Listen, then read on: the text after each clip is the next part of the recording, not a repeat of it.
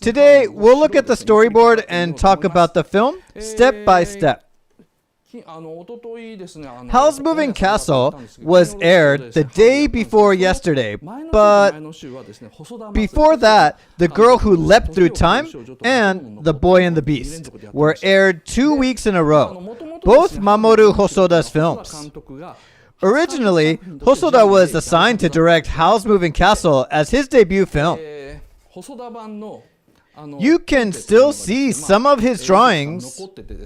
It was drawn for Ghibli's film, Howl's Moving Castle, and it is labeled Part A. And it's about 2/3 of the whole thing. Hosoda claims that he was sacked, while Miyazaki says the crew ran away, that they broke up, whereas Suzuki never gave a clear answer.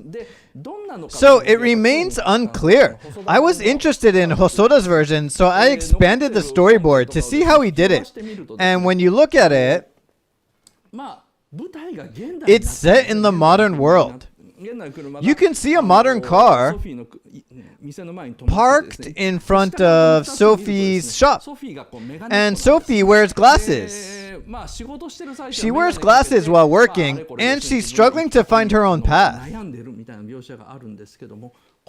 And it's not bad at all. It might have been more interesting to set it in the modern world, because this piece, I describe this piece as Ghibli's first mop-up picture film, because it was unpopular in Europe. In France, an art exhibition featuring Spirited Away was so popular that people flooded in, and Ghibli advertised Howl's Moving Castle during that time.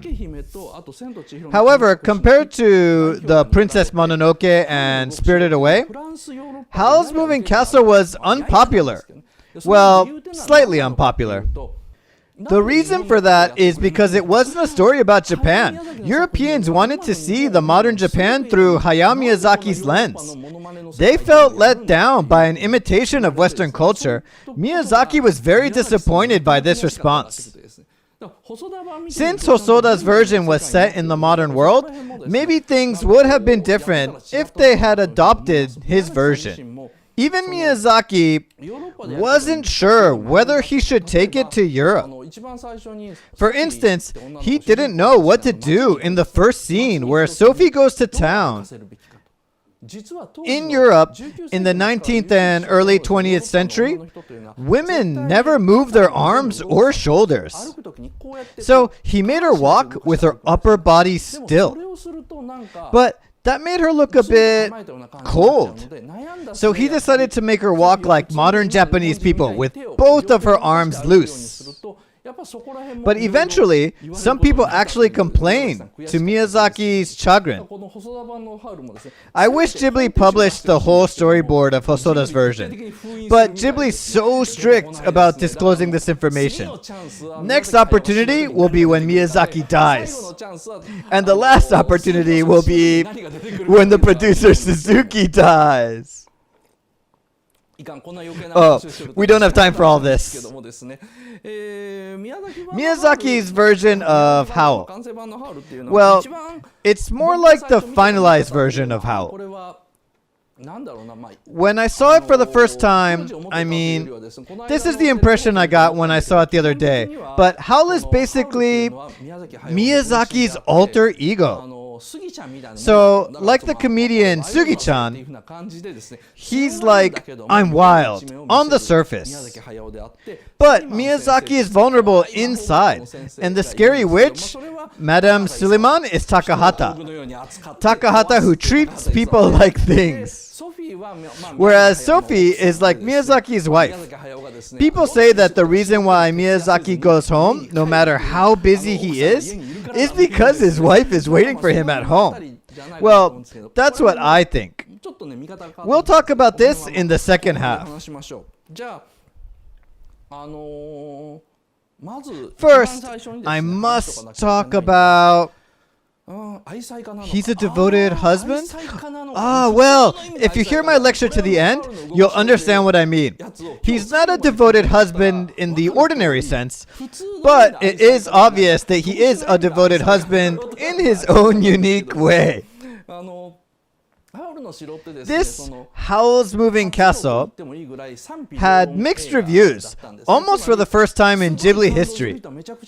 Some people were moved, but some people complained. At this point of his career, Miyazaki began to believe that animation was for kids, and it should be fun and filled with hope.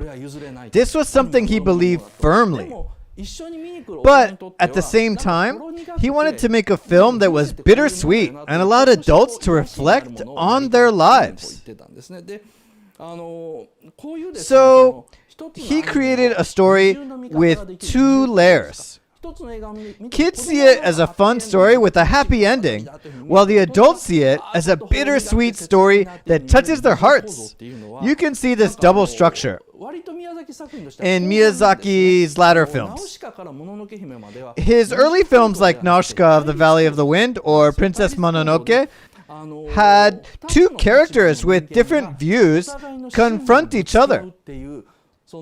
It's like the idea of communist revolution that Takahata loves. Miyazaki adopted thesis, antithesis, synthesis into his story. So, Princess Mononoke is a story about a conflict between the world of Mononoke and the human world, and shows the impossibility of their coexistence. Just around the time he made Spirited Away, the double structure emerged. When there's a conflict, it is difficult to end the story with a happy ending. So technically, it was really difficult for Miyazaki to accomplish that. He made it look like a happy ending by having her parents come back at the end. But at the same time, he makes us wonder why Chihiro came back from the world of the dead. So it has a double structure. But in his last film, The Wind Rises, he dumps everything he did in the past and squeezes in everything he has to say. So he entered a wild phase, so to speak, which I kind of like. But Howl's Moving Castle has a double structure. The upper layer is completely for women, a romantic love story. So it satisfies all the ladies looking for a love story. And in the end, Sophie gets her dream house. So it's a complete happy ending. But for some people, this happy ending doesn't make any sense. Some people say that it's too good. So, like I said, the upper layer, it seems like a typical romantic love story for girls. But if you look at the deeper layer, it's a story about a middle-aged man on the verge of old age. So he denies all hopes and romanticism of men. He lays out his own hypothesis, and it's quite interesting. Maybe the word upper layer wasn't right. Maybe it's more like the left layer or the right. The romance in this story is hard to understand, so it makes sense to people who are more familiar with love stories. They're able to enjoy it and say, yes, that is so true. But those who aren't used to these kinds of stories get confused and say, I don't understand these people. At the same time, you need to understand the bittersweet aspect of this story. Otherwise, you'll be bored. It is quite interesting if you understand both sides of the story. So today I will explain it to you thoroughly.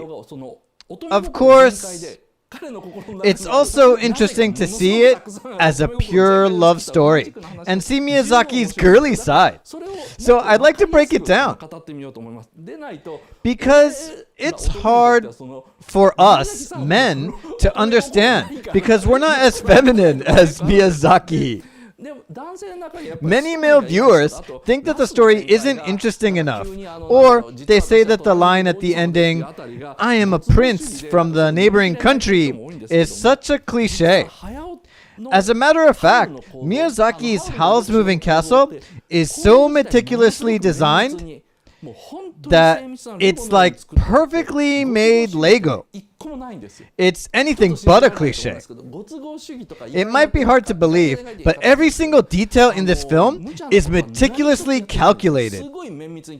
That nothing happens by coincidence.